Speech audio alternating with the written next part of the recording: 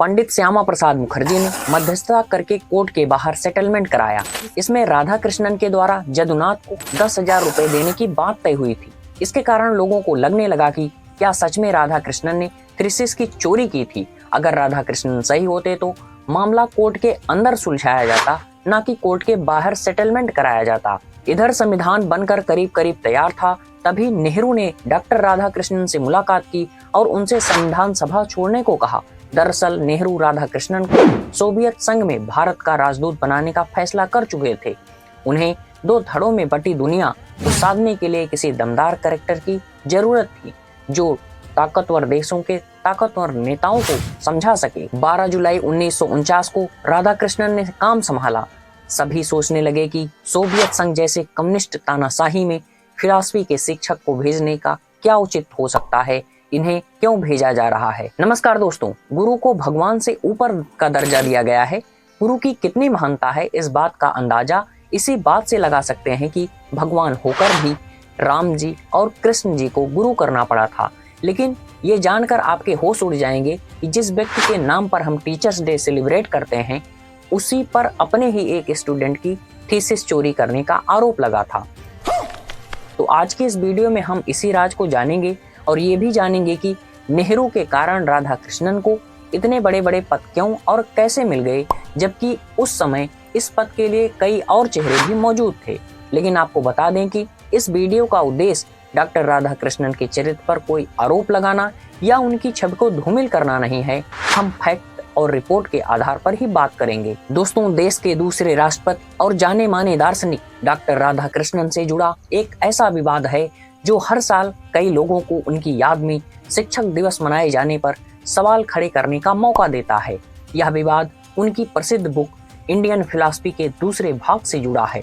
दावा किया जाता है कि इस किताब के दूसरे भाग को राधा कृष्णन ने नहीं लिखा था, बल्कि उन्होंने जदुनाथ सिन्हा नाम के एक छात्र की थीसिस को चोरी करके किताब तैयार की थी।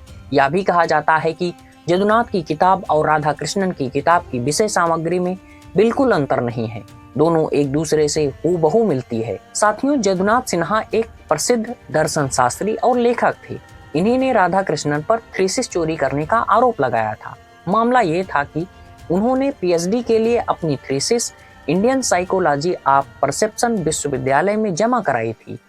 उसी के लिए 1922 में उन्हें प्रेमचंद रायचंद छात्रवृत्ति भी दी गई थी। दोस्तों, जदुनाथ सिन्हा ने अपनी बाकी की थीसिस 1925 तक जमा कराई।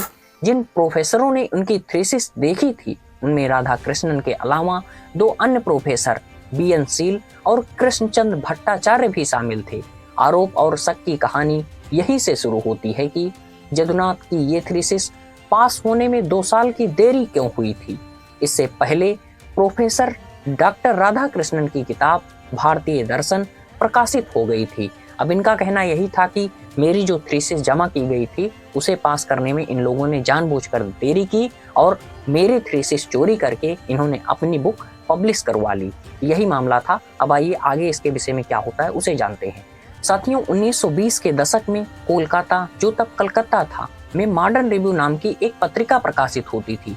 जनवरी 1929 के उसके प्रकाशन में जदुनाथ सिन्हा नाम के एक छात्र ने हैरान करने वाला दावा किया। उन्होंने लिखा कि डॉक्टर राधा कृष्णन ने साहित्यिक चोरी करते हुए उनके थीसिस के प्रमुख हिस्से अपने बताकर प्रकाशित करवा लिए हैं। उन्होंने आरोप लगाया कि राधा कृष्णन की किताब इंडियन फिलॉसफी सेकंड में उनकी थीसिस का इस्तेमाल किया गया है। फिर फरवरी, मार्च और अप्रैल के संस्करण में जदुनाथ ने अपने दावे के समर्थन में कई साक्ष्य पेश किए, जिससे यह विवाद बढ़ गया। उधर राधा कृष्णन ने जदुनाथ के दावों पर जवाबी पत्र लिखते हुए कहा कि चूंकि उनकी किताब और जदुनाथ की किताब की थीसिस का विषय एक ही था, इसलिए इत्तेफाकन दोनों की विषय सामग्री मिलती जुलती है। उनके ये जवाब पत्रिका के फरवरी और मार्च के संस्करण में प्रकाशित हुए थे। फिर अगस्त 1929 में जदुनाथ ने राधा कृष्णन पर केस कर दिया। जवाब में राधा कृष्णन ने जदुनाथ और पत्रिका के संपादक रामनाथ चट्टोपाध्याय दोनों के खिलाफ केस दर्ज किया।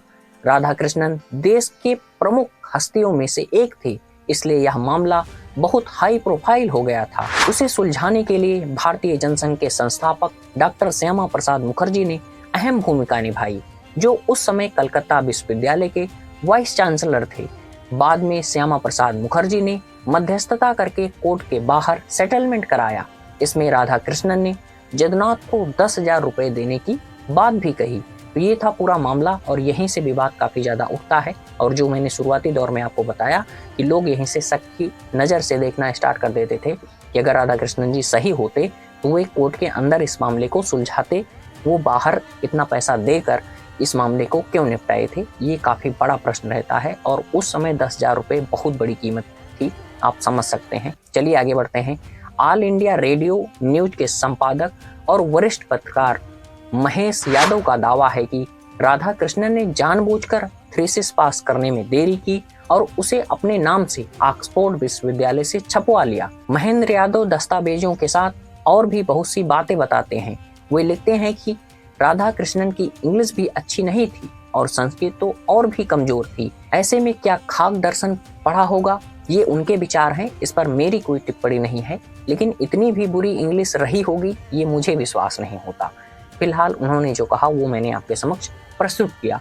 कभी कभार वे जो लेख पत्र पत्रिकाओं में छपने के लिए भेजा करते थे, संपादक उन्हें बेकार भाषा और सतही मानकर खारिज कर देते थे। दोस्तों ये पूरा मामला था, ये पूरा विवाद था। तो आशा करता हूँ ये जानकारी आपको काफी रोचक लगी होगी। तो इस वीडियो को ज्यादा से ज्यादा लोगों तक जरूर शेयर करें और हमें सपोर्ट करने के लिए चैनल को सब्सक्राइब और वीडियो को अधिक से अधिक लोगों तक शेयर करें। मिलते हैं किसी नेक्स्ट वीडियो में। आप सभी लोगों का बहुत बहुत आभार। नमस्कार, धन्यवाद दोस्तों।